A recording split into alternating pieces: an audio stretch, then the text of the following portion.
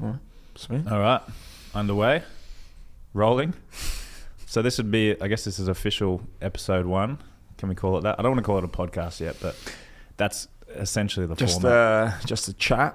Yeah. Between two man buns. Yeah, unfortunately, the same haircut. But so my name is Jack Hemmings, one of the owners with my business partner across from me of Southend CrossFit, Jacob Holt over here, which we'll get into his story a little bit more. That's the plan for today, episode 1, go into a little bit of depth on Jacob's background and then how he found himself at Southend.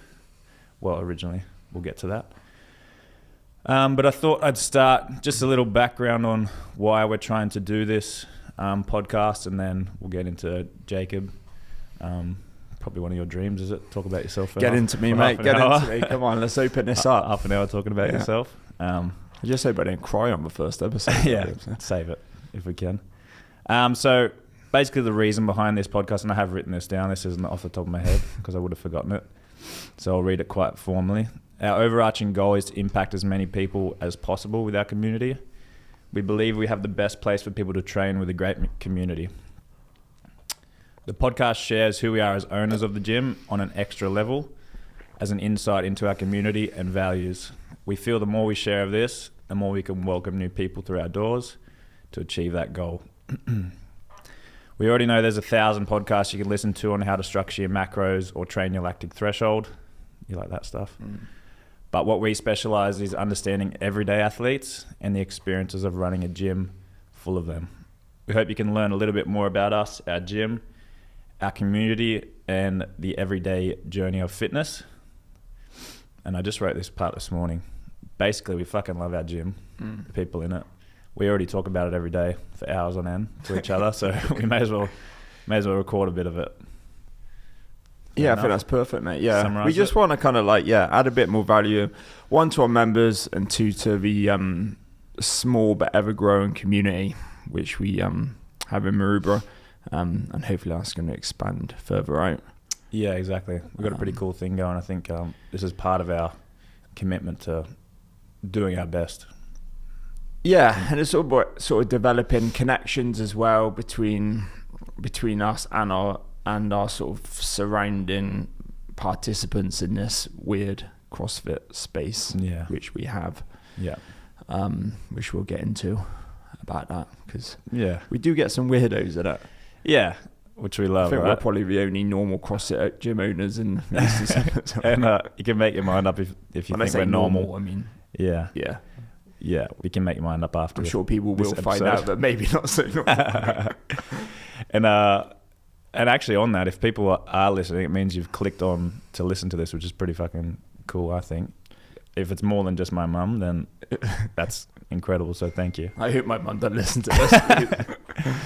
All right, so episode 1 is going to be focused around Jacob's backstory, from a little bit into his early life, and then how that developed through sport and his family and fitness, and then getting over to Australia. I don't know if you noticed his accent, but he's not from here, but we've let him in. He's allowed to stay.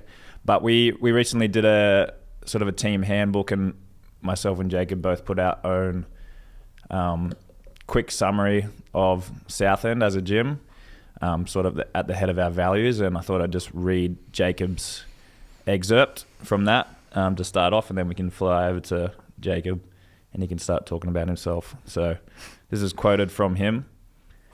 I was 21, stacking cabinets of cheese at Sainsbury's a month after completing my sports science degree. Sainsbury's is like a Woolies. A Woolies culture. Sports science degree, educated, and thought, what am I going to do? I can't do this my whole life. The day after I enrolled into a personal training course, and from then on I've been fully devoted to the fitness industry. Once I decided to move to Australia, the dream was to have my own gym at the beach. We got it, baby. What I wanted was a place to train hard and laugh hard, Humility, trust, and respect are my key attributes to people I want in my tribe. Dickheads are not. Southend is my favorite place to train, hang and laugh. That's the biggest compliment I can give. A funny backstory, and you'll hear it when Jacob reads my one out. Fires me up a bit. Yeah, tingles. We wrote these separately, but they ended up being fairly similar, especially with use of a key curse word, semi-curse word. Yeah, and I think that's partly we talk so much every day. I talk to you way more than I do my wife and kids. So I do feel like we just sort of, our opinions sort of cross over, and we've always been kind of on the same wavelength ever since we've kind of met. So yeah, for sure. All right, so I guess we'll roll into Jacob's story, episode 1. Cheese cabinets. Cheese cabinets from I don't know there. why you say cabinets. It wouldn't. Cabinets is a bit of a weird way of putting it, but Probably fridge would be where the cheese goes, but yeah, I don't know. It was always like I was one of my out of all my mates, I was the only one who really went to university.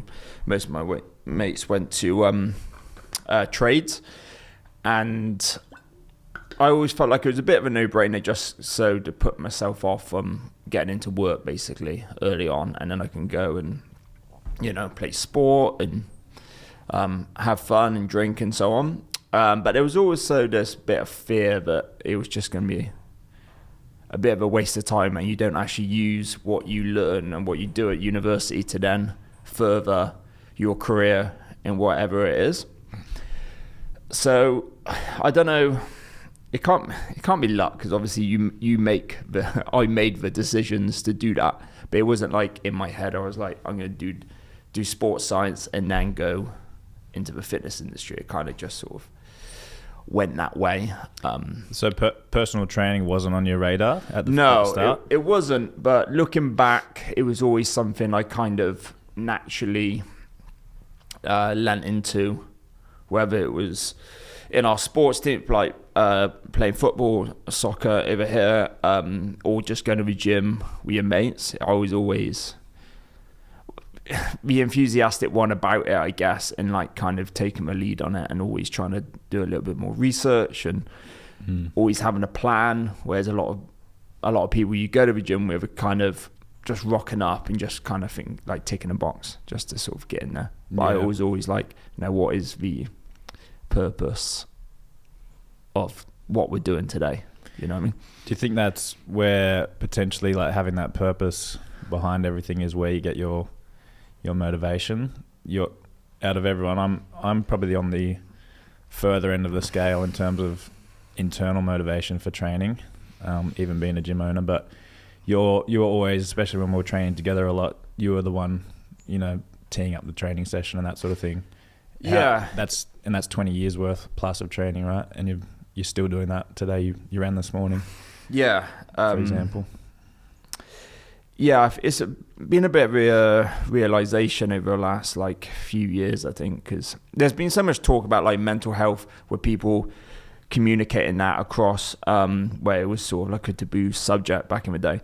And I definitely never saw myself with mental health issues, but I've also always trained every day, pretty much. Not every day, but yeah.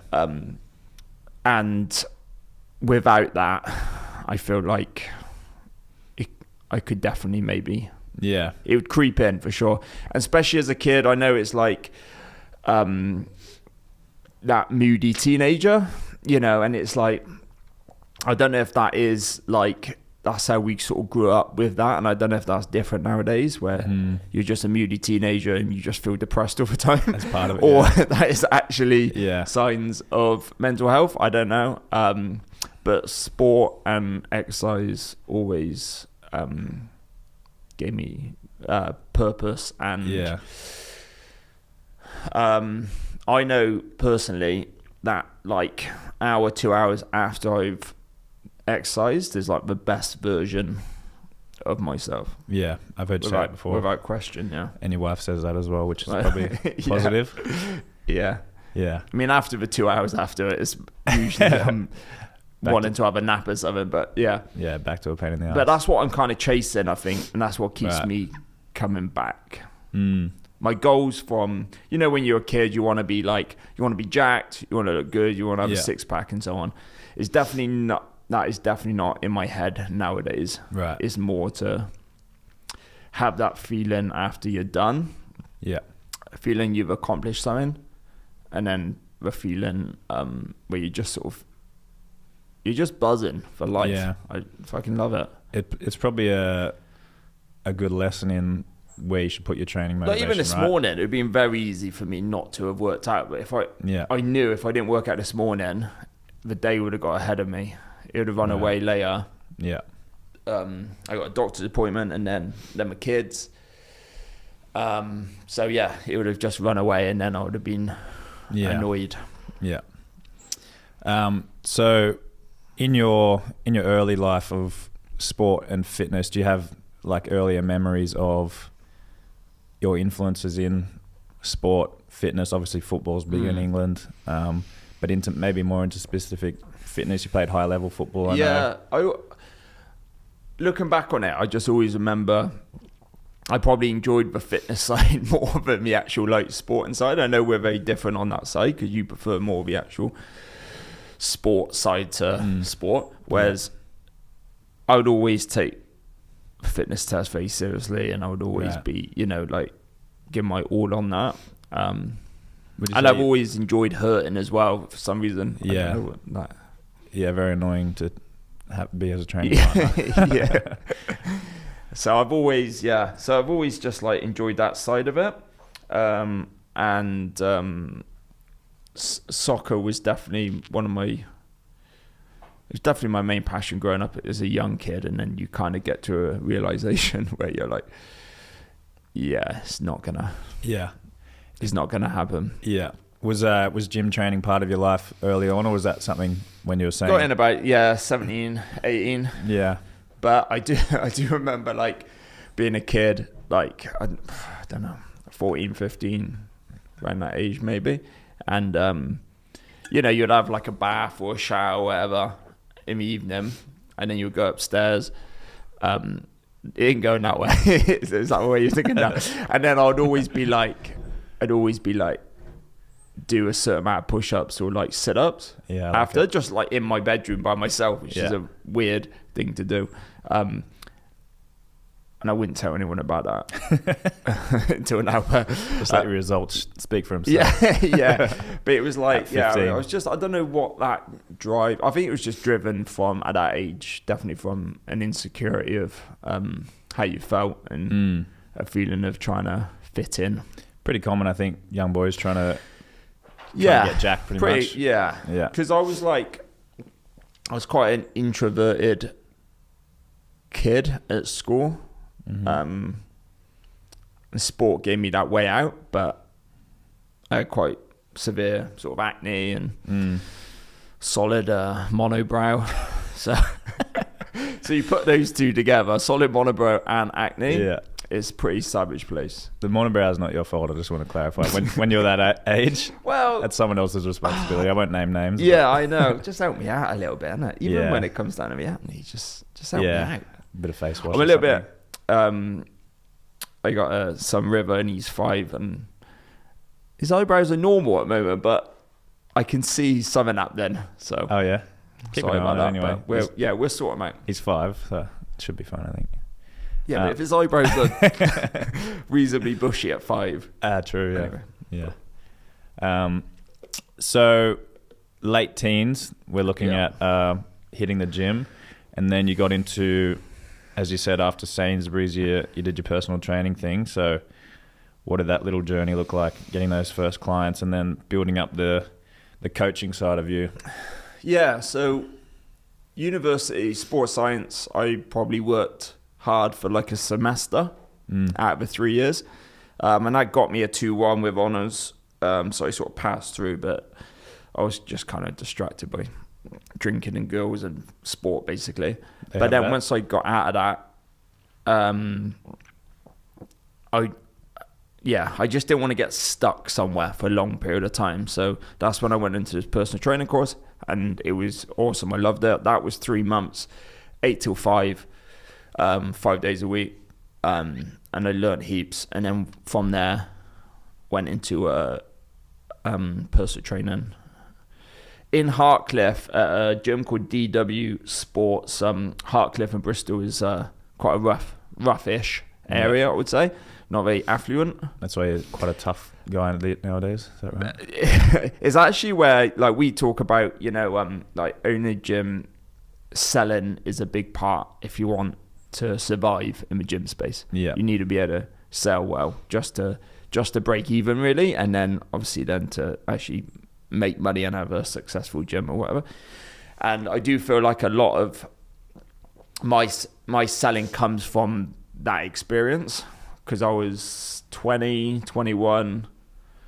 Personal training wasn't a thing in this gym, really, and no one had any money. Yeah. People barely had teeth. Okay. And the people who did have money were drug dealers, you know what I mean? So it was just trying to break down the barriers of that. Yeah. Of just talking to people. Probably a lot of almost confrontational straight from the bat. And also, like, I was a skinny kid, still a bit spotty. Don't want to keep bringing up the spots, but still a bit skinny in a industry where size is kind of a validation of your knowledge, unfortunately. Right. So, the guys who are on gear and are massive, people think they know the most, So still kind of relevant, maybe even more so in some instances on social media. Obviously, we haven't made a career out of being super jacked, especially me. But still, that's still relevant. It's just a different sort of medium now with it being on social media. Like, you can get watches and views and whatever from having a six pack or 100%. But how I always see it is, like, you look at a lot of the best coaches, especially where in the CrossFit space, but in general, coaches, managers in all sorts of sports. I don't know what it is for AFL and stuff, but often they're not the best athlete. Yeah. Or look a certain way or whatever. Yeah. I think there's something to that. It's quite rare to find both. Yeah. I mean, they're out there for sure. For sure, yeah. But I think there's a scale, like, for our example, there's, I don't know, every CrossFit gym owner in the world, if we stick to CrossFit, there's a scale from the guy who did his weekend course because he likes CrossFit, and then there's the ex or current athlete trying to make it to the games, and we're somewhere on that scale. But this guy that's trying to make it to the games, his workout is his priority, not your workout, I think. Yeah. And then the guy on the other end perhaps can't really do the movements nicely. I feel like there's a misconception where people think when they're in the industry, that just being in it is enough. And, like, I would hear people saying, been in the industry for 10 years, or I know what I'm doing because I've been doing this for 20 years and so on. But that doesn't mean anything if you haven't actually been applying yourself to, like, better yourself and further your education and experiences.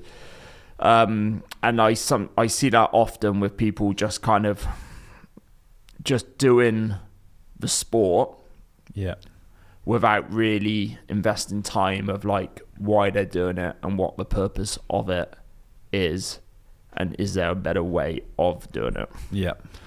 And that's always intrigued me, of, like, is this the best way to go, like, and just trying to sort of, like, delve in a little bit deeper.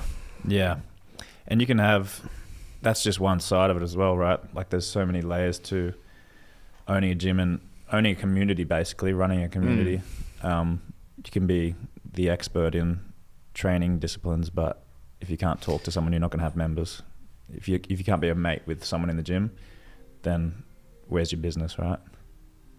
For sure. And I mean, like, I feel like we're at a point where, like, I know for 10, when did I do it? Like, I was like 2021. So 10, 15 years has been all about sort of, like, betting yourself in the gym and sort of just pushing, like, the boundaries of that, I guess. Not necessarily just myself, but, like, how we can with the people around us. And now it's sort of moving towards building a community and building a well-run business. Yeah. And that's something we've been working on more than just owning a gym that were owning a business, which I feel like I definitely got caught into of being that gym owner. Right. Of like, I own a gym, I train, I teach exactly. classes. Yeah. You know? It's so much more to it. And it's a bit more of a mind shift on that. And community is a bit of a buzzword, I think, but it's a proper embodiment of like, it's not just saying, oh, we have great community. It's actually like how you treat your community, how you interact, how you support. There's so much to it, which we're still trying to perfect every day. And it's like, even that experience from when I was at DW with these people who didn't know what personal training was. Like, I compare it to when I came over to Australia. I know we're jumping around a bit, but when I came over to Australia and I came to Coogee, and then I went to Titan Fitness, and we were skint. Like, I had $200 in my account or something at the time when I started there. Like, left, like that's all I had, and then so I was just like grafting. I was like, let's go. I wanted to get into how you came to Australia and then found CrossFit through your personal training. So I guess that's where we're going now on this journey. From Titans with $200 in your account. And I've been chatting to people, and then on that first day I spoke to this lady. I don't know, she was can't remember her name, but maybe she was like early 40s maybe, for about 20 minutes, and then she transferred $800 into my account after that 20-minute chat, because she's done personal training before heaps of times, you know, and like she was like, I just want to get back into it, and it was like a 10-pack or whatever, and I was just like, this is awesome. Because there was no way, like I was just, you know, people were just paying me £25, £30 a go, like no one was really paying me up front with stuff. So that was definitely a shift when I was like from Hartcliffe to Coogee. I can imagine when you've been told about the Australian dream, moving from England to Australia. That would probably cement that in your mind pretty good and light a fire under your ass to and then going. I just on the gym floor from 5 a.m. and then till, you know, late at night, 7:30, just chatting to people, and then you just build clients from there, and just build like a mini business, I guess. I mean, it's just on your output really, of like how much you can work. And you can earn really good money as a personal trainer. It's just not sustainable. And I knew that I knew that anyway, but it was just a good time of life. I was 27 at the time, so it was a good time. You know, you just personal training, training. You know, you're going out heaps, socializing and so on. So you're not taking life too seriously. But I always knew that I wanted to progress that. I didn't want to PT. For sure, that's whole life. About as ideal of a lifestyle as you can get at that. At that time, because you get a bit of freedom. You're still working hard, but you still get that bit of freedom. How did that lead into your CrossFit journey, and then that obviously led into owning a gym? So I've always kind of trained CrossFit-y way, just without some of the more technical movements, but I've always moved away from that sort of bodybuilding style and more into your sort of Metcon style training. Even when it was sort of when I was doing more bodybuilding, you know, I'd put like multiple movements together and do them sort of back to back and have built-in rests or whatever it is. And then so I've always kind of trained like that. And then I saw the big man Rich Froning, didn't I, with his shirt off on a magazine or something one time, and I was like, who's this dude? And then went down that rabbit hole, and then started following Main Site for a while, just like cherry picking workouts off there, because obviously a lot of the movements I was still very new to. You were doing this in Titans, which is Titans, a regular gym, And then I met Darren already. Darren Taylor, who's like my business partner prior to you, and then we started then doing sort of CrossFit before, and he was kind of already involved in it. And then he was at a gym in Coogee, and I was kind of like doing a bit of coaching and stuff for them, and I kind of saw an opportunity which could come up maybe to get involved, and it did a bit quicker than anticipated. So this was when I was about 30, I think, and then an opportunity was to come on board with Darren and start CrossFit Kia, and then so I jumped on it really, and then I was like, this is my way in to not completely start from scratch, already have a bit of a base there, but it's still a new business. And then we went from there and started grinding. This was in the current space we have now. This is so this is the start of Kia Kaha. 2016. Wow. And it was you and Darren mostly doing all the classes? We were doing all the classes, yeah. So we were doing all the classes. We were paying ourselves $550 a week, I think. Paying ourselves $550 a week, doing all the classes, cleaning, all the programming, doing all of that. And we had, how many members? We had about 50, 60 members at the time. Which is mad to think of now. Yeah, to think of. It's crazy. Like, what does those classes look like? I can't actually imagine. But I think, like, once you've got a small gym like that, and there's only like, say, 50 to 70 or 80, everyone kind of knows everyone. It's kind of like it's kind of like a beautiful thing on its own. And everyone, I feel like, I don't know if attendance is up more, but people tend to be a bit more in it sometimes, I think, rather than like a bigger gym. If you've got like 500 members, you know. Yeah, of course. It kind of feels like their gym a little bit. Which we're sort of in that balance point of we still want to be able to know all the members, right? But we have a lot more members than you did back then. But we want to keep that personal touch a little bit. Well, that's the main thing, right?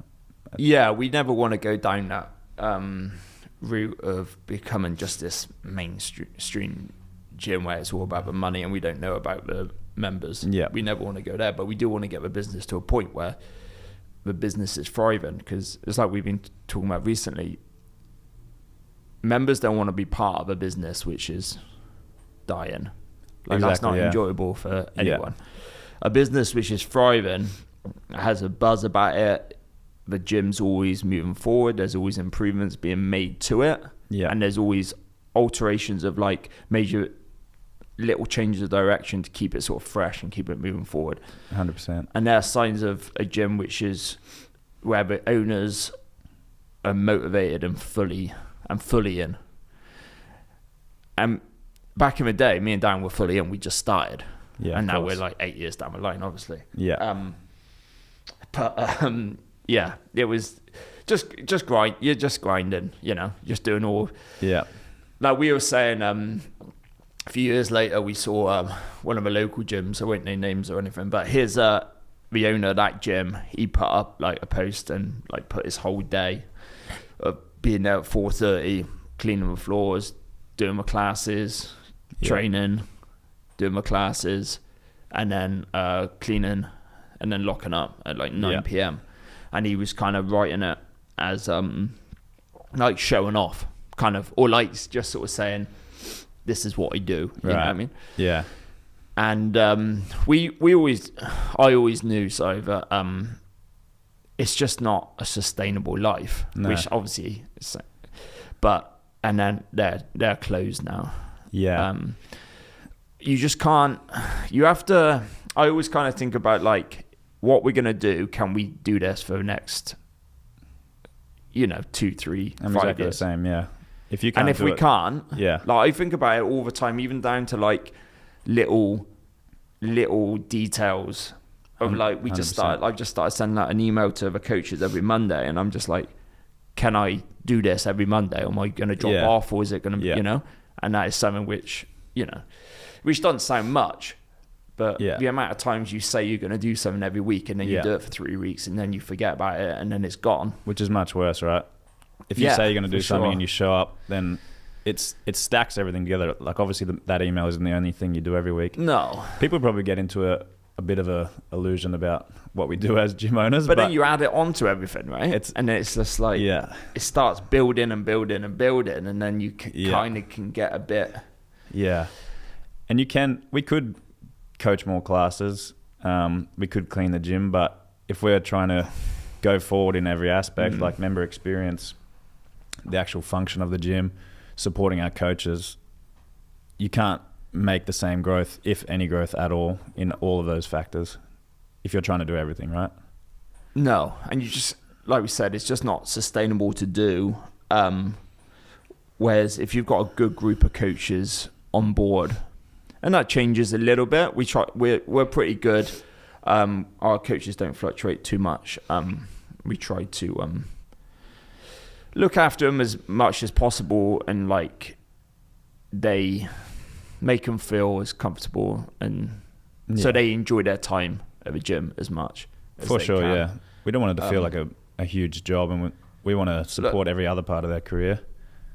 We're not in the fitness industry to get rich. Yeah, that's like right. There's like, I knew that from the get-go. Yeah, you can do it right for yourself, don't get me wrong, but it's more about how you're enjoying your life and quality of life rather than getting after the dollar. For sure.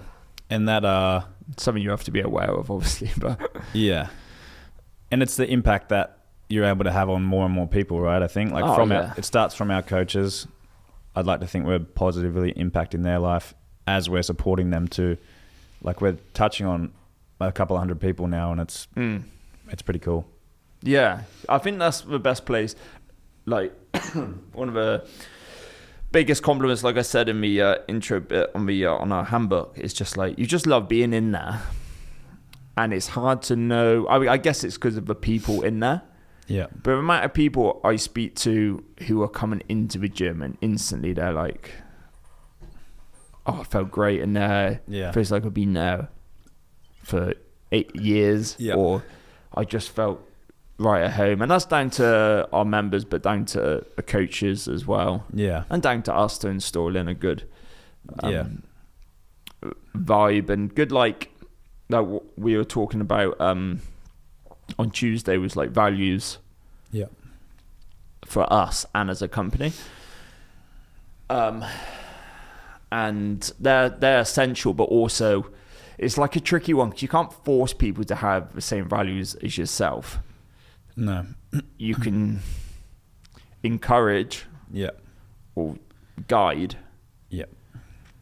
But if they're not aligned, then it's a bit of a tough spot to be in. So for sure. And if, like we did discuss, people can adapt, and I think it's okay for coaches and members to be a slightly different personality when they're in the gym to when they're out. Yeah. Because that essentially, I know it's cringy to say, but it's the best hour of your day, and that means everyone together. If you're being down, but you're coming into our gym to train, like everyone's bringing you up, and that's why people leave so happy, and accomplished.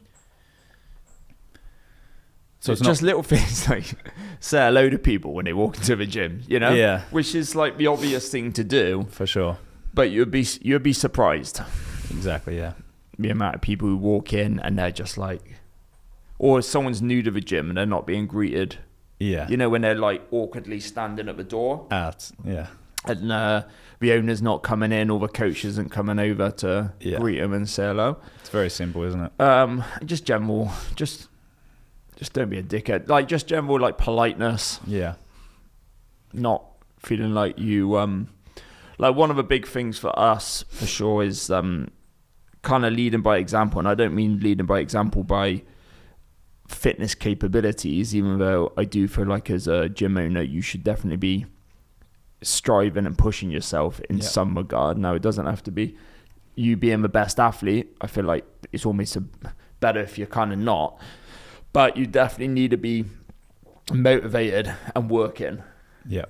You can't be asking your members to push if you're not willing to push yourself, or if you're not willing to do what you're asking. Now you can change it, you can scale it or do whatever. For sure. But you still have to be there in the trenches in some format. Yeah. Because that's again like same on like a mindset level of like why are we even fucking here? Like why are we even in the gym? And they look sometimes, because I feel like some people just turn up and they don't really know why they're there. Yeah. And then that's when they look to some of the coaches or us or other members. I feel like that's one of the most amazing thing about CrossFit communities in general, but like obviously ours, because I see it day in, day out, is that like often a coach, it's like people get more motivated by the people they're training with.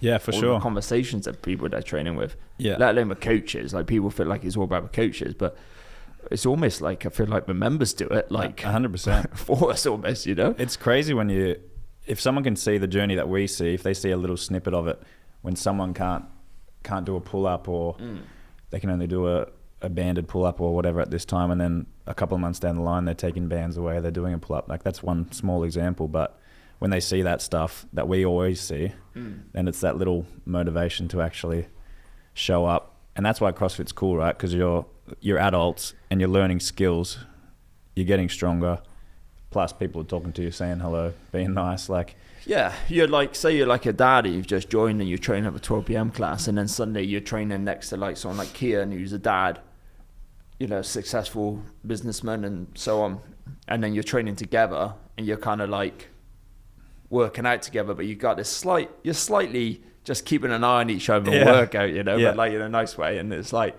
and then you're like high-fiving at the end and talking about it and stuff. You just like, you build that sort of relationship and connections pretty quickly once you've trained with someone. Yeah. Once you've like hurt together with someone.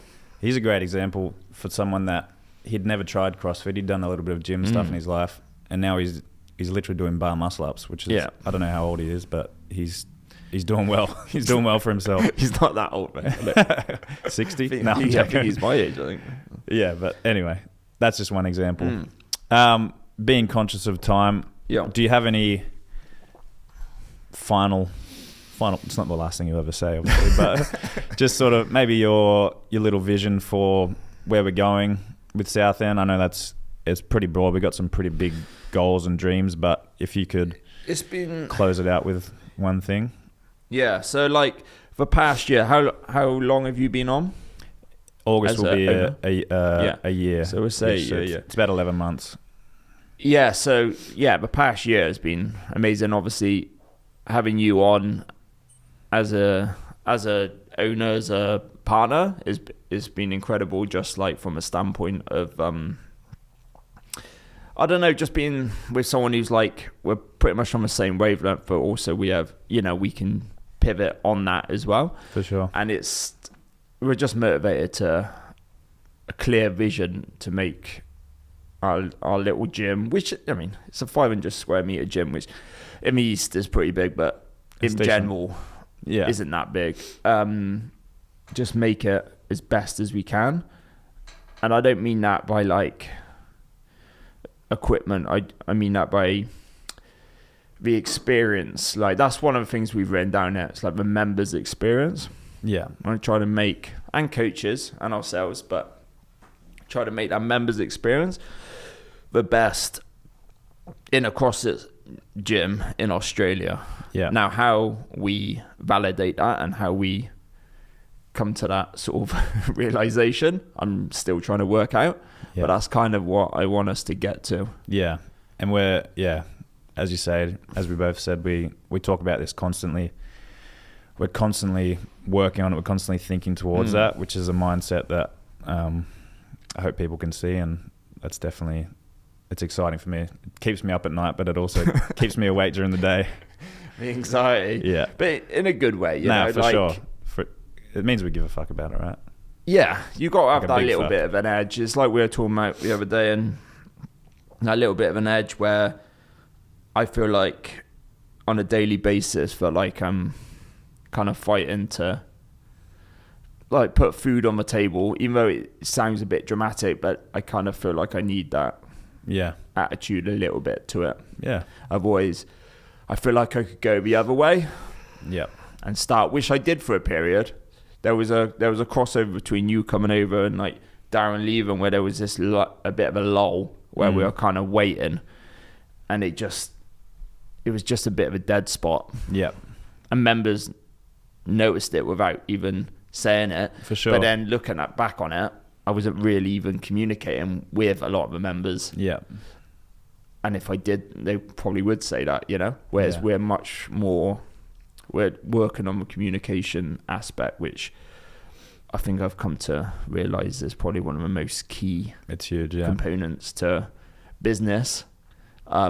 Even if you look at in the CrossFit space with CrossFit HQ, their communication, they're trying to communicate as much as they can now, because that was a massive complaint from a lot of the affiliates, which we're affiliated as well. But there was no communication over the years, and it was just like, you do what we say, pay your fee, or you get out, basically. And now they're pivoting on that, because it just turns people off. Like, no one wants that. I hate that sort of attitude. And general members of the public, like our members, don't want to just be left in the dark either. No, well, people aren't stupid. People are smart, and they've got so many options. In the East, there's so many options. So if you're not pushing to try to be the best, you're gonna get put down. Yeah, and that is what is happening to some gyms. In our surrounding area, and that's what keeps you up at night. Gets me up, mate. Gets me up in the morning. No, I agree. That's what I think about on the runs, when my head goes in weird areas. Yeah. All right, mate. Well, obviously we'll get some more things down the line. I'm sure we'll delve into your deep emotions surrounding the gym. But for today, we'll wrap this up, and that's episode 1. If you listened, then all the way through, well done. Sorry about the accent. I'll work on it. But no, we appreciate if you did listen, and if you didn't, then that's also fine. We got to talk to each other for a little while, and we do it anyway, like we said. That'll do it. Yeah, thanks, mate. No, it was good. Thank you. Nice work. Over and out.